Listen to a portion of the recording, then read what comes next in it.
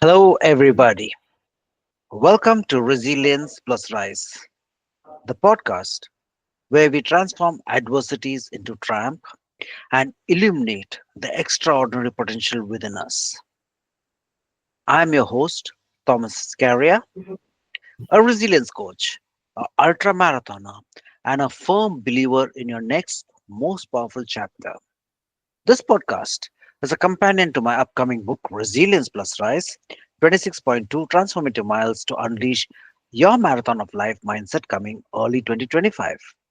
Here we amplify stories of hope, perseverance, and success to inspire your journey. Before I can move ahead, I would like to take this opportunity to wish all the families or the listeners who are celebrating Eid a very Eid Mubarak. May the wishes of this auspicious occasion be on to you and your family. Today, for me, it's an honor. The guest I have, as I mentioned, the qualities of hope, perseverance, and success. She is a trailblazer. I would like to introduce to you Nahid Salmi.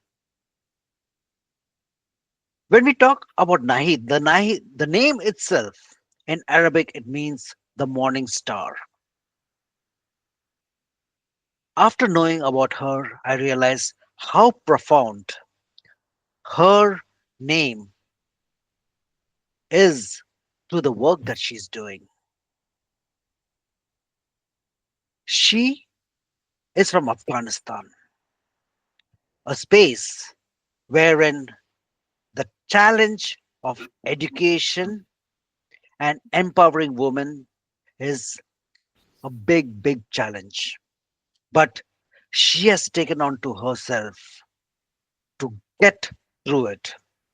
Nahid has not been in this industry for a long time. She's just 18 years old, but she has a belief that we all can go ahead, especially her sisters in Afghanistan. And that's where she's such an passionate advocate for empowering women and youth. She is the founder of Youth Digital Literacy. That is, yes, you got it right again. She is advocating for computer literacy for young women and the youth in a country where education is not looked up very highly for women. She has a passion for STEM and she also has a brighter future, a vision to create leaders, young leaders for Afghanistan. So, with this, I invite Nahid. Welcome to Resilience plus Rise. Thank you very much for the amazing introduction. It was absolutely so nice of you to say all those amazing and fantastic words about me and the work that I am doing. Thank you so much. It's an honor to be here. And I want to also say happy Eid to all Muslims around the world celebrating this special day.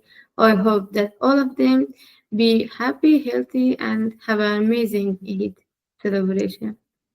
Thank you. So, Nahid, a lot of people would be interested, especially this podcast is going to be telecast more in North America and Europe. So, there is always a question is how did you get into being such an advocate for the youth and especially young women to get into further education, knowing that it is very challenging and can be very difficult, not only for them, but also for you.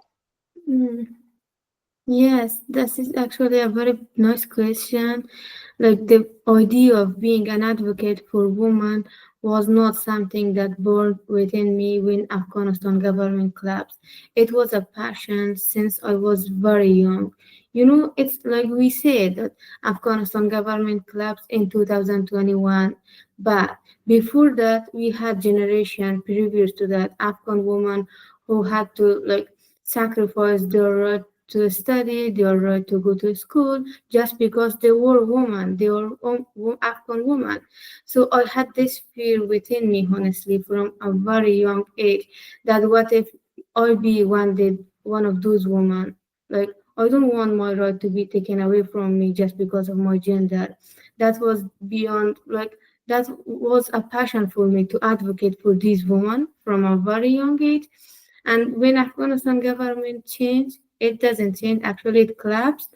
So like I was ready to take on anything that I can in order to like do something about it. And like when I saw the things that I can change, when I saw that I can teach these young women, so I took on that step. And while my work is not something that I would say that it's definitely changing lives of millions of people, but even if my work, if the things that I'm doing change the life of one girl, like it is still a way of advocating for them. It's not something that when you advocate for a million girls, like when you teach them, when you are, you know what I'm saying, right?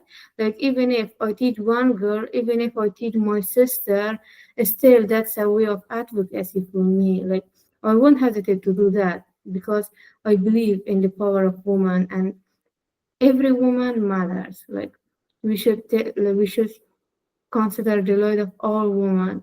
Like not only it's not something that when we say about advocacy, you should be advocating for a millions of women. Like that's still advocacy. But even if I change the life of one girl, that's a huge achievement for me. And I'm so grateful of the things that I have done so far and the things that I would do like in future.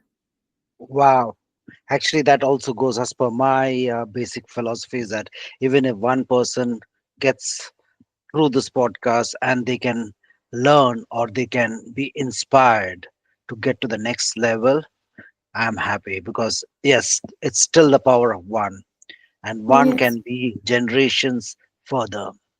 That's so fantastic.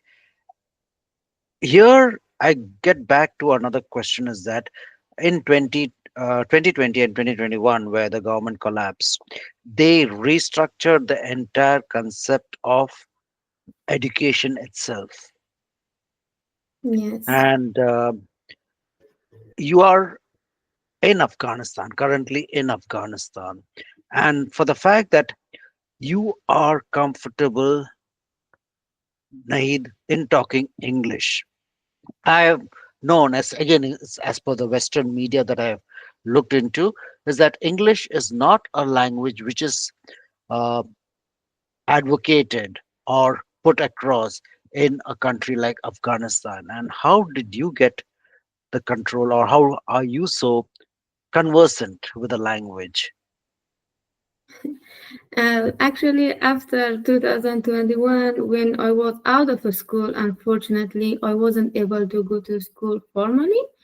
But still, the passion for education was still burning within me. It was not like government change, or girls cannot go to school. Okay, now I give up. So let's sit back and watch what will happen.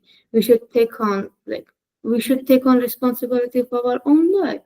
That was when I started looking for ways that I can learn new skill. And the first skill which appeared as a huge like opportunity, like rather if I say, if I learn that skill, the more doors of opportunity will be opened for me, the more I can do advocacy for other women, more people can hear and like hear my voice and understand me. That was the reason behind me taking on the next step of learning English, like thoroughly online by YouTube, like with YouTube tutorial.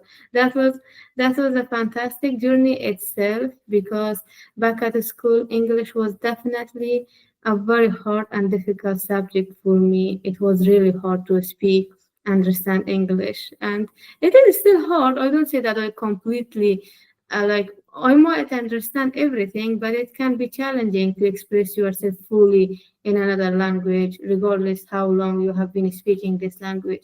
But the journey itself, the journey of learning English alone through YouTube channel, like YouTube videos, was a powerful and inspiring journey to me. I saw the potential within me actually when I learned English, the subject that once was such a rocket science actually. It was really hard to speak, and now I can speak that I guess really well, and at least I can understand it really well. I can read in English, I can speak, I can convey my thought, I can speak like with like-minded people in English, and that's a huge achievement, I guess.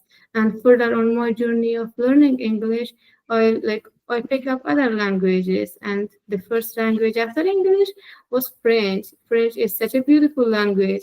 Like I don't learn French only because it is like a very common spoken language, but rather because the passion that grew within me when I started learning French. It was a beautiful language to me. It is still a beautiful language, and I love the journey of learning different languages, exploring different culture while learning these languages.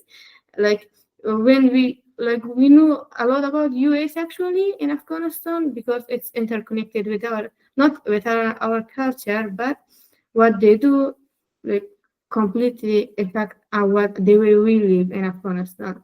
But when we start learning English, we learned about Canadian people, how polite, how amazing they are. Like to me, it was like that. Like Canadian people are really polite. I listen to a lot of speeches from people in Canada because they speak really in a polite way, in a calm way, in a way that we can understand it really well. Like this was a way of exploring different culture while learning a new language. Fantastic. Now, thank you for that. And thank you as a Canadian, I would say a huge thank you. But let's move to one of your favorite topics. How did you get a passion of coding, whether it is Python or any other computer programming, that you really started putting yourself totally into how Mm. programming works? This is amazing question to ask. It's like actually intriguing because back at the school, like when I was young, coding and technology was not my go for field of study to university. Like I wouldn't imagine studying computer science like when I was at eighth grade, at ninth grade. I was like more of a advocate person. Like I would go for law school rather than computing.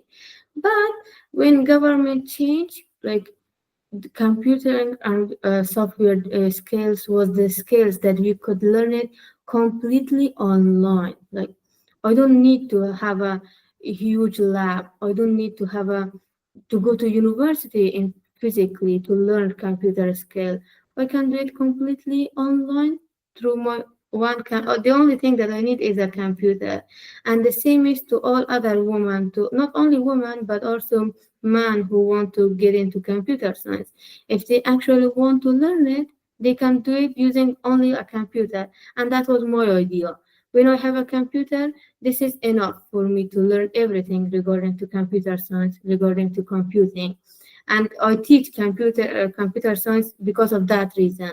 Because I'm sure like I'm pretty sure that like so many Afghan girls have access to computer. They can learn it this way. They don't need to have like as some kind of library or anything like that require them to go physically and practice with physical material. They can do it online with computer. That was more like the beginning of my journey of learning computer science because it was accessible. It was something that I can learn it online and I don't need much resources to learn it. Wonderful. So the next question which comes up is that okay, you loved learning about computers and you wanted to teach other young girls to about computer coding.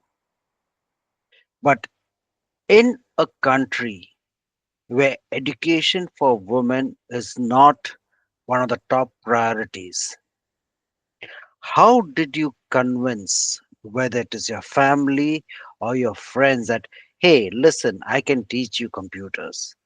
What were the challenges? That like they were themselves convinced to grow. They were convinced to continue their education.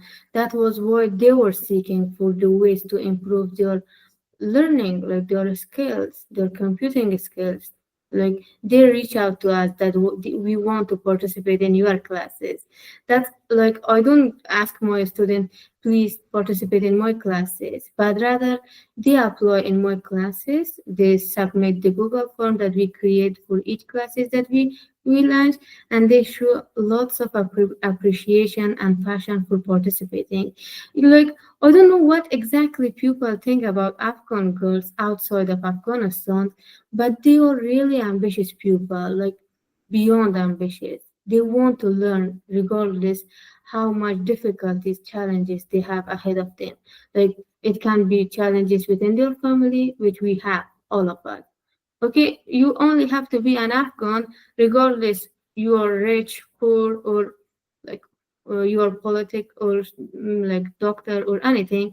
Just be an Afghan. You have difficulties as a woman, like convincing your parents what you have to do, what you want to do. Like they always want to be like a little bit like bossy, like they should be, but in a way that they like prevent you from your passion sometimes. I don't want to say bad stuff about Afghan parents, but they mostly prevent and limit their child, especially if they are girls, you know.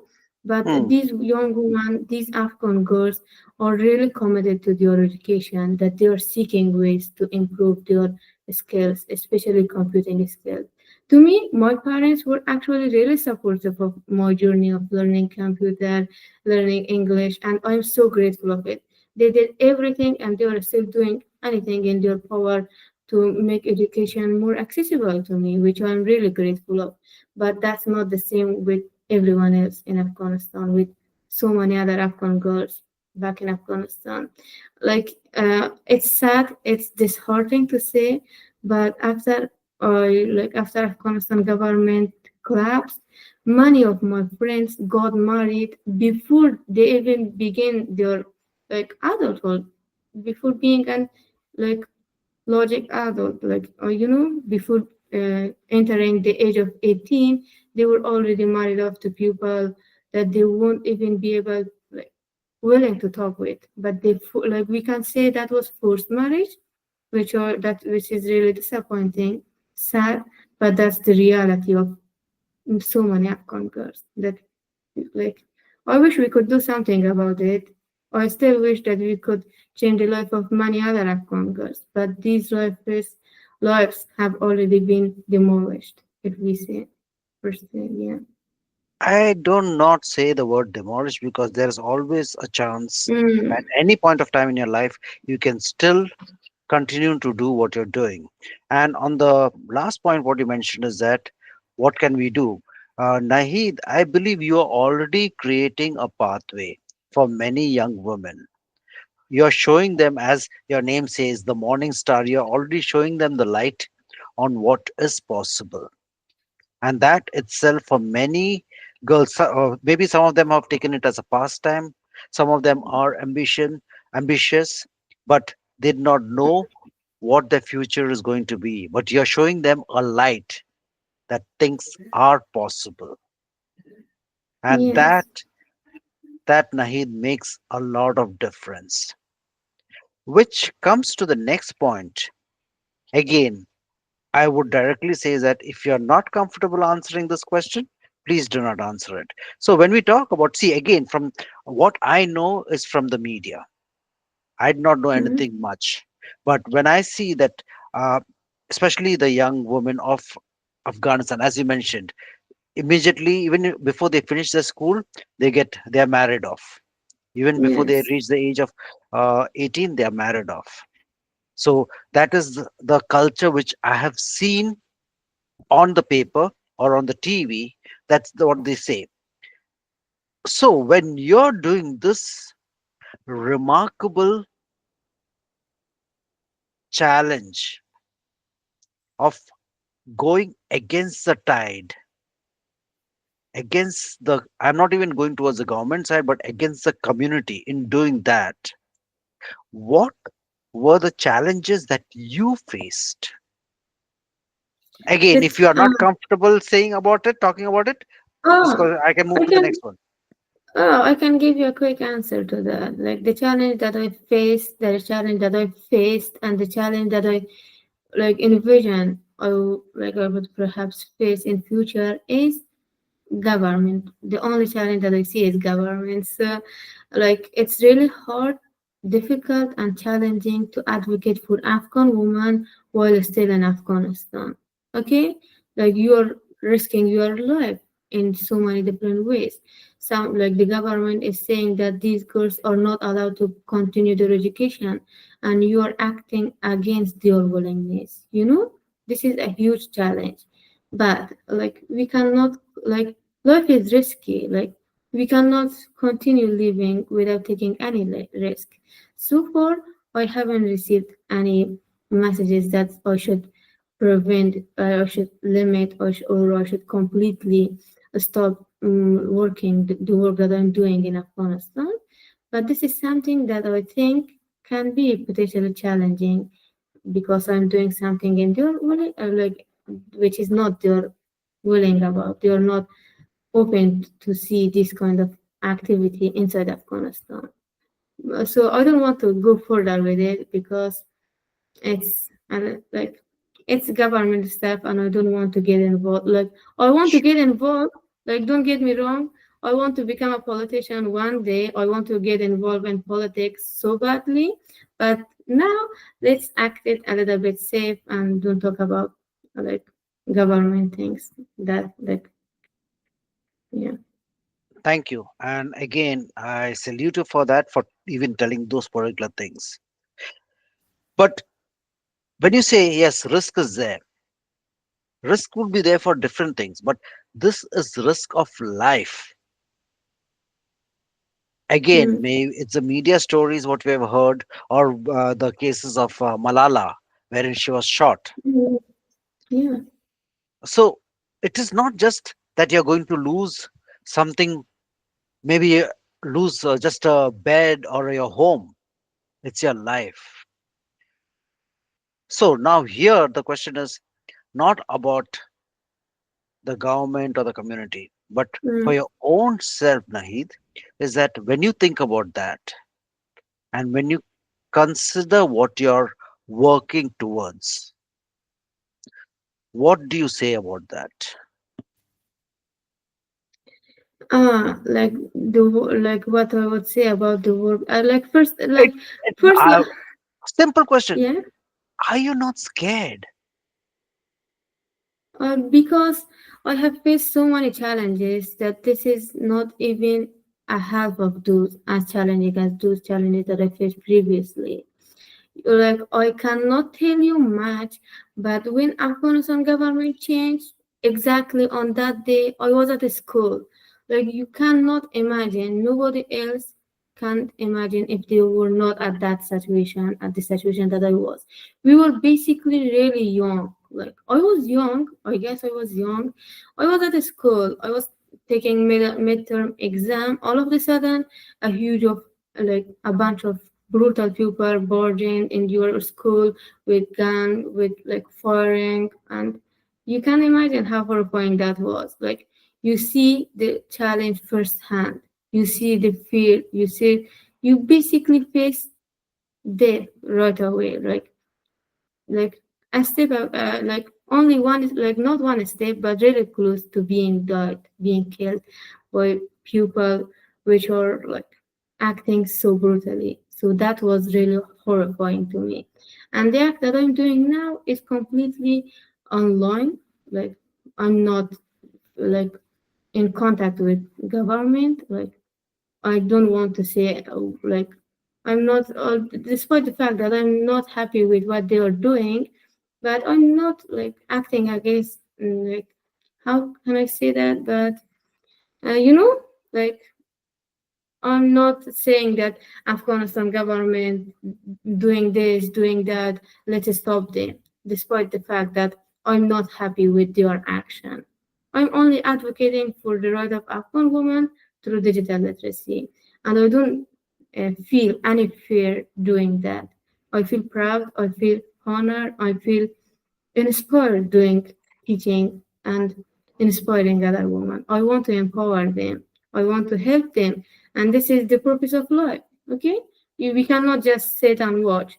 We should definitely do something about the life of other people, especially if those people matters to you. And Afghan girls absolutely matters to me. Beautiful. And that time when you faced it, you were just around 13 to 14 years old, right? Yes. Wow. So let's move to another of your favorite topic, youth digital literacy. Yes. What are you doing in this? I know that you're teaching coding and there are a lot of other Mm. programs. And guys, I'll be putting out Nahid's information in the comments below. There is also an option if you want to help her for the work that she's been doing, that what she believes in. Everything is put out over there. And for a young lady like her, carrying the flame of something which could matter in life and death, you should know that it means a lot.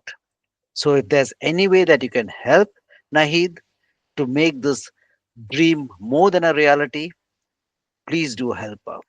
So Nahid, tell me about youth digital literacy. Ah, that's a very like this is the question that I want to answer, like because I don't scare answering that. I don't scare. I don't feel fear answering the previous questions, but I want to be more like act more safe. But youth digital literacy is the topic that I can tell you more about the work that we are doing, how we are doing that. And it's definitely not only about teaching programming, teaching coding languages and other languages. Besides, like it doesn't have to be coding languages. We do English, like some other foreign languages. They are still languages, and we are teaching them. Not me, other people. We have volunteers from all over the world, which was such a heartwarming. It was heartwarming to see people jumping in from different areas, volunteering for us through youth digital literacy, seeing your passion for advocacy. They want to take part. They want to change the life of Afghan girls, even if by teaching a single word, still that counts. Okay, like if you teach a single word to Afghan woman at the moment, that still count to me, and that's a huge help. So I thought it is A like single something that word. You said yeah, even if a single single word. word. Wow. Yeah, Okay. Fantastic. Okay. yes, that still count. It's like we're still learning something. A small progress or still progress, right? Like that word can lead to other words, and we can have a sentence, and that's a huge progress. I can say. Okay, and that was what these people were doing. And we had people from India. We still have them in our community. They were willing to teach English and French, and it was amazing to see how passionate they were for teaching these young women. And not only that, it was absolutely fantastic to see a woman from India. Again, I do not remember the exact ceremony or party that you have in India. That's which is with color. Today, Uh, Holy. Holy festival. Yes. Yes, yes, yes. And it was like that was that at that exact time. So the teacher, the girl, like that young woman from India who were volunteering for us, took her student virtually to that ceremony. It was fantastic to have like to get these ladies involved in such a amazing celebration. It was like I was there. I saw how passionate these ladies were. Like we love to see other culture. We want to explore different culture, and this was something that we were there virtually, if not physically.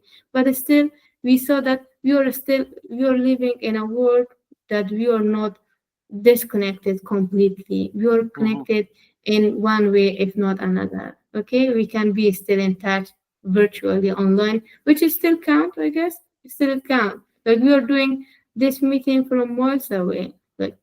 really long distance. We are like living in different continents, but we can talk so like I guess uh, so easily, and that's an amazing. And that was like one part that youth digital literacy bringing together people from different countries, from different cultures, exploring their like their traditional, their way of living, their and that was the same for her student. You know, when Eid's come, when now we have a ceremony like celebration, we call it now rules. So Navroz, yep. it's The the in first day spring. of the year, and Yes. it is still amazing to see these ladies sharing their culture, their traditional like Eid, Nowruz with their foreign teachers, which is absolutely in a way of sharing knowledge, right? Like Yes. exploring different cultures, sharing knowledge, being involved with people from all over the world. And I would love to have volunteers from all over the world in my community, from Africa, from America, like Asia, from all over the world, because I Canada. want youth digital literacy, Canada, definitely, because I want youth digital literacy to be a diverse community with Okay. different people, different mindsets. Thank you. Thank you so very much. So, guys, again, I will be putting out Nahid's contact information or her website. Do reach out if this podcast has touched you in some way or the other. Nahid, just being mindful of the time. But here you have got whatever you want to say. What, I don't say the word advice, but what suggestions Mm, would you give to the people who are listening, whether they are parents of young girls, or whether they are mm, young ladies, or they are come to a point in their life they want to do something? But what, from your learnings in the last 4 to 5 years, wherein you have grown in my words, a dangerous environment, still to continue to do what you believe in? What are your thoughts? It could be whatever you can yes. say. Yes.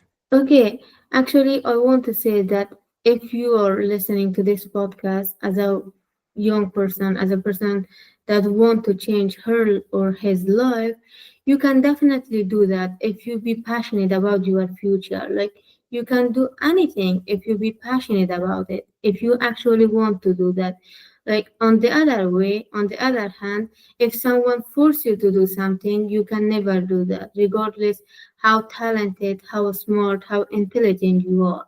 This is something that, like, for instance, if you're passionate about advocacy, you can be an advocate only like advocating to your sister. Like, it still counts as advocacy, right? Because you are passionate about what you are doing. But with millions of resources, if you don't be passionate about doing something, you cannot do that. So my suggestion, like more like this is something that I want people to do. Do what you love to do. Don't look for like opportunities in doing that things. Like if you don't want to become a software engineer, but just because you see it have like a such a huge scope of like career in future, that's the reason that you want to be a computer science engineer. You won't become one because you're not passionate about computer science and you cannot do it well. But if you're passionate about art, about music, but you don't see that as a maybe a career, like you don't see you can change it to a career, but still that's your passion. So I would definitely recommend doing that instead of computer because that's your passion. You would definitely make more meaningful impact to your community, to society, and in the world doing what you love to do. And this is my recommendation to parents as well. Let your child, let your girl, let your boy do what they love to do. Don't force them to become doctors. Like if they don't want to be one. Like they can be artists, they can be scientists, they can be musicians if they love to be one. Fantastic. That's amazing.